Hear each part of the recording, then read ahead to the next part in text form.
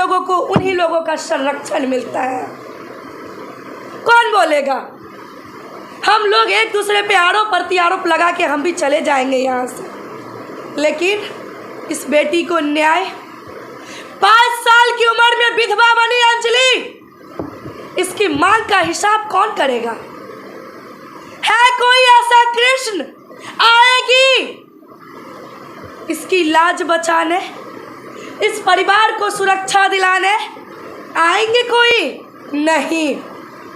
मैं उन तमाम जनप्रतिनिधि और उन नेताओं से भी आग्रह करना चाहती हूँ कि अगर आप लोग आते हैं तो इनके चीज़ों का जवाब दीजिए, इस परिवार को सुरक्षा देने का काम कीजिए।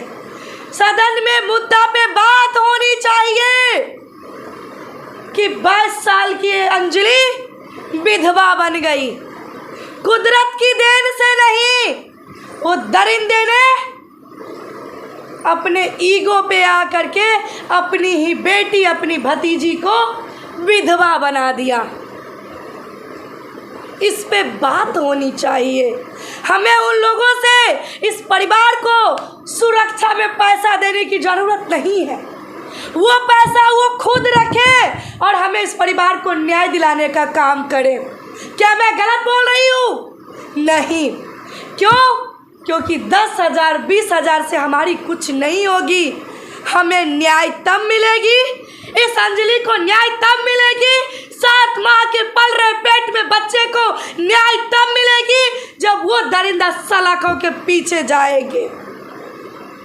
अब आप बताइए कि मीडिया बंधु यहाँ पे मौजूद थे, उसके सामने में कुछ दूरी पे फायरिंग हो रही है।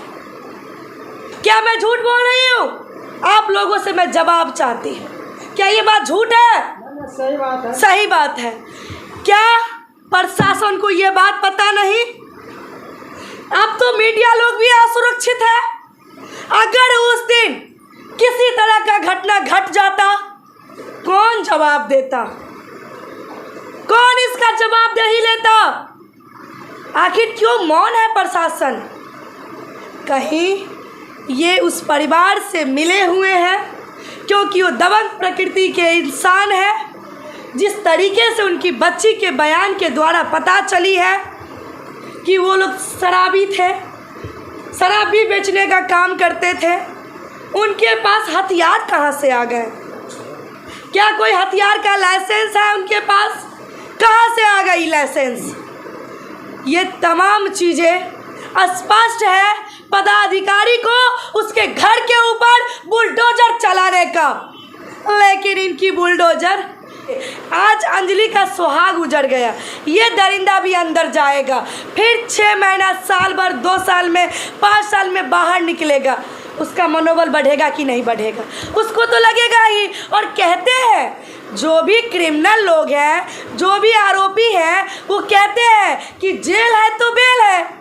ये तो लॉ एंड ऑर्डर को धजिया उड़ा के हमारे देश में लोग रखे हैं।